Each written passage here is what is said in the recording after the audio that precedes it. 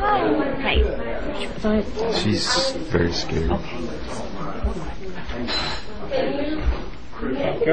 Tell me what's going on.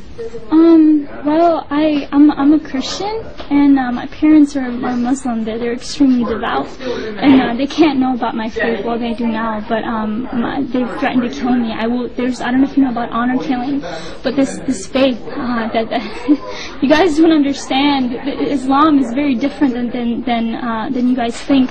They have to kill me. My blood is now halal, which means that because I am now a Christian, I'm from a Muslim background, it's an honor. If they love God more than me, they have to do this. And I'm fighting for my life. You guys don't understand. They don't understand. What did your father say to you? He said he would kill me, or I'm sent back to Sri Lanka where they put me in asylum. He said they go crazy. It's okay.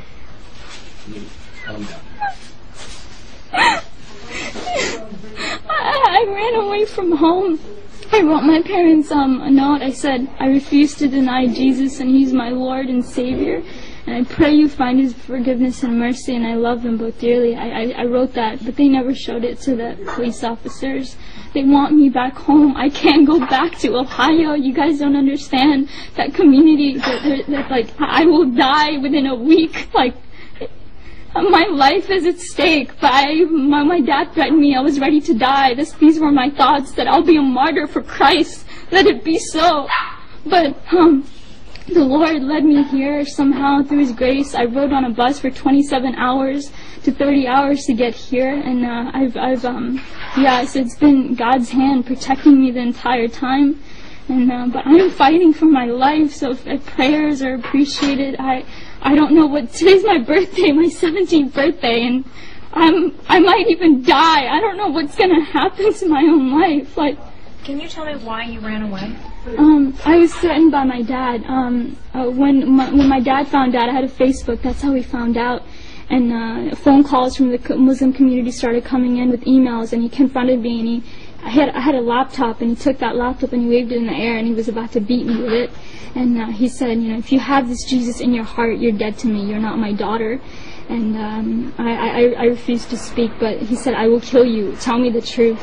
And these words, bad words, he cussed words, and so I knew that I had to get away. A couple of weeks later, even I told my dad that I needed to learn more about Islam because I was scared.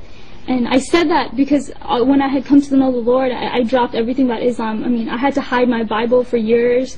I would go outside to pray. When my dad was asleep was when I went outside to pray. I snuck out to Christian prayer meetings in fear of my life. And finally, this day had come where I was confronting my dad.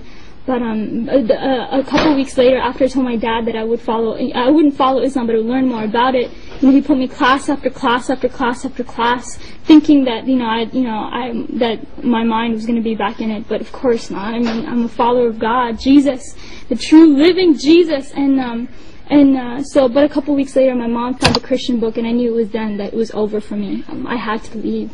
How did you end up in Florida here? Here, what happened is that night I had to leave, so I left. That Saturday night, was it? It was Saturday night in the morning. I left to go to a friend's house, and I asked her, I begged her to take me to church. I needed to get to church. I needed to pray. I needed to seek the Lord to know what to do. And so that entire day from 7 in the morning to late at night, I prayed and prayed and prayed, and finally I was able to get a ride back home to the person's house. And then I stayed there Sunday night, because my dad was coming back home from his trip that night. And so I stayed there that night, and I just left. I hitchhiked to a bus station, and I got a ticket to Florida because I had met them through a prayer ministry on Facebook. And this was the farthest away from Ohio, and you don't understand. If I had stayed in Ohio, I wouldn't be alive. And so I was able to do that, and I called them from on the bus. I used random, nice people there that I was able to talk to, and I used their phone to call them, and then I came here. Here I am. Has there been any type of killings at all in your family? Have you ever seen anything like that? I'm not sure, but in 150 generations in my family, no one has known Jesus. I am the first one. So imagine the honor in killing me.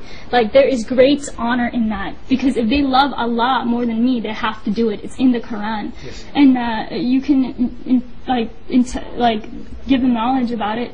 Because now... After the finish talking to you. Yeah, so, he really will explain it and break it down. They have to do this. Like, if they just have to.